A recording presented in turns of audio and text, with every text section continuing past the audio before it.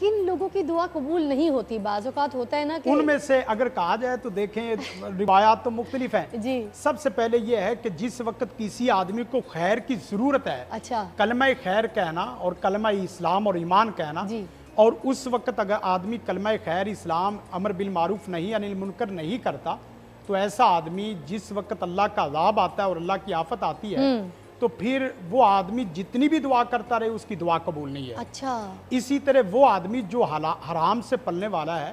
حرام کھانے والا، حرام پہننے والا، وہ بیت اللہ کا غلاف پکڑ کے بھی دعا کرے گا تو اللہ تعالیٰ کہے گا، فرماتا ہے کہ میں اس کی دعا کو کیسے قبول کروں؟ تیرا کھانا حرام ہے، تیرا پینا حرام ہے، تیرا پہننا حرام ہے۔ اور اسی طرح اس آدمی کی بھی دعا کا وہ روایات میں آتا ہے جس آدمی کی عورت کردار کی انتہائی زیادہ کمزور ہو، ویک ہو، اور اس کے باوجود اصلاح کے باوجود اس کی اصلاح نہیں ہو رہی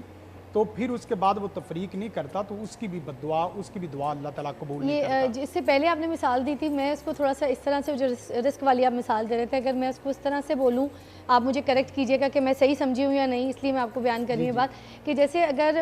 ایک گاڑی ہے، ٹھیک ہے، مختلف طریقے کے اس کے اندر جو ہے نا پیٹرولز کمپنیز کے جو ہے وہ استعمال ہوتے ہیں، جہاز الگ قسم کا پیٹرول لیتا ہے، ٹرین الگ قسم کی پیٹرول کی، گاڑیاں الگ قسم کے، اسی طرح انسان جو ہے اس کے اندر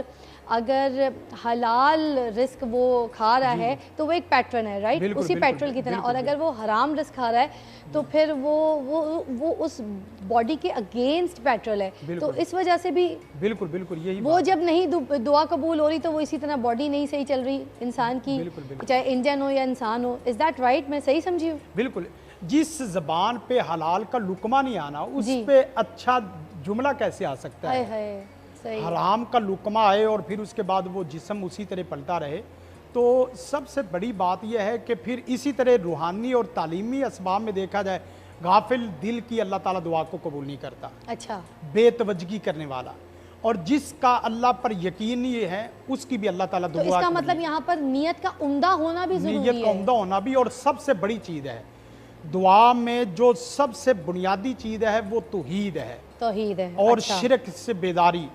جب تک بندہ موحد بن کے ایک اللہ کے سامنے ہاتھ جوڑ کے اس طرح نہیں بیٹھ جاتا